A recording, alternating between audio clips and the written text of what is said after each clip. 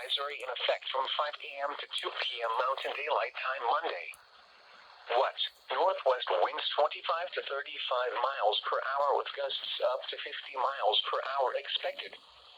Where? Great Salt Lake Desert and Mountains. When? From 5 a.m. to 2 p.m. Mountain Daylight Time Monday. Impacts. Gusty winds could blow around unsecured objects. A few power outages are possible. Additional details. Blowing dust could cause visibility restrictions across I-80 and SR-30. Use extra caution when driving, especially if operating a high-profile vehicle. Secure outdoor objects.